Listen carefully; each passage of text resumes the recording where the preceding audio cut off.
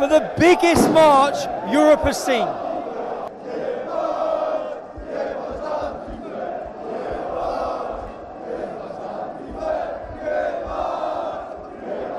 Islam, you've got no chance in Poland. I'm leading the Antifa march in Poland.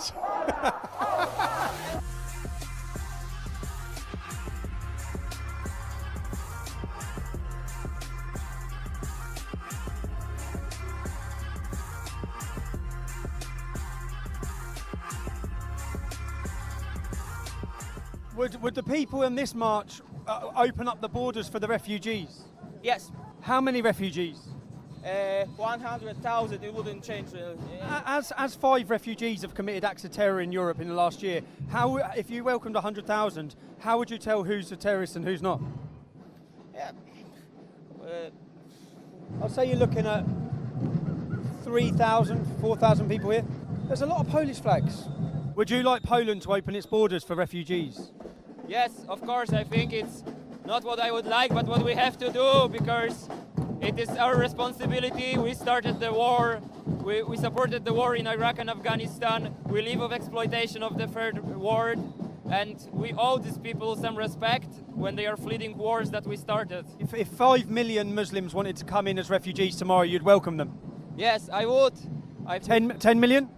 I think there is no limit. So how, I think we should all, as a humanity, we are all brothers and sisters, and we should share this planet equally. Hey, let's talk. Fuck off this march, right? I'm the organizer. Fuck, get the fuck out. Oh God. Here we have lots of funnily dressed people who are getting... Where's your diversity? Where is your diversity? You're all white.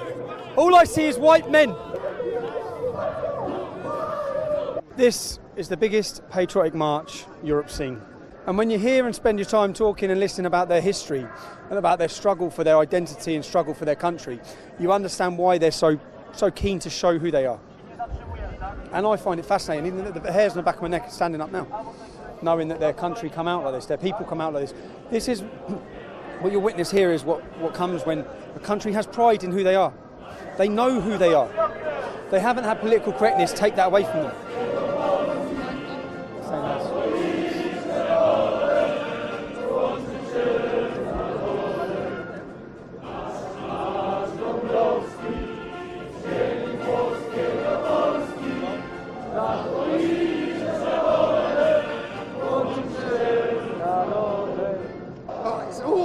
Oh man, it's great, isn't it? You've seen the previous march, now you've seen this march.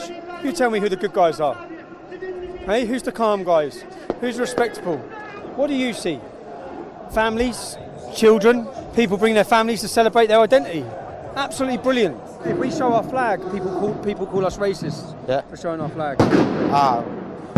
We don't think. I don't think about us and the people. They are racist. For many years, we was. They teach us that if you are Polish, you are bad and bad, ugly and stupid. Yeah. So I am very proud that Polish people are proud now. And you see, it's going to be perfectly peaceful. Huh? So nobody expects any troublemakers here. You know what? Old-fashioned British, they are totally different than the youngsters are. If you know what I mean. I know. I think the youngsters, they are lost. Here, I feel like I'm at home. You know what I mean?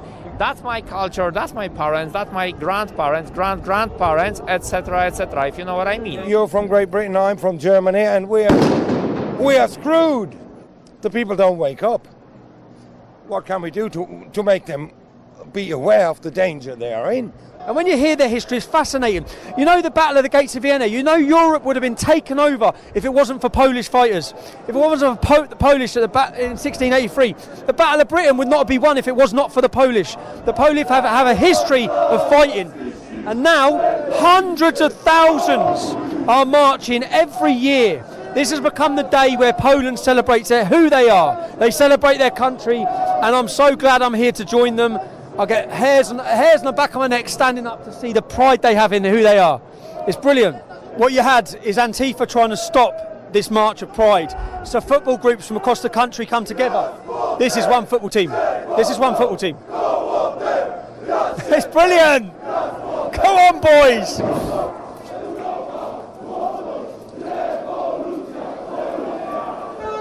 Could you imagine this in England?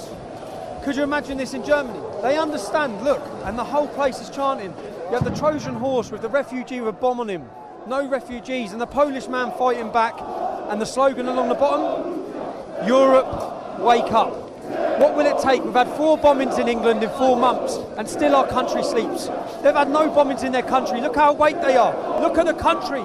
They're all up. They know what's happening. Our country, we're getting bombed every month. Europe, France, Germany, wake up. Your people need to wake up. I have just got back from, let's make sure that's the right way around, so I don't look at our knob, Polska. Unbelievable trip to see. I went to Poland. It's their Independence Day. If you read the British media reports, you'll read that 60,000 Nazis marched. Unbelievable. I was on that march. It's not 60,000 Nazis. It's not 60,000. It's well over 60,000 people. You have to see the size of this march. Many things I didn't know about Poland. I hadn't actually, I'm taking this off because I'm too hot. I don't care about my hair. Right. Many things I didn't know about Poland were, do you know, we haven't been tested in Britain. We haven't been tested, or we haven't had to, when you look at Poland's history, they were off the map. There was no Poland. For over 100 years, there was no Poland. They got their independence back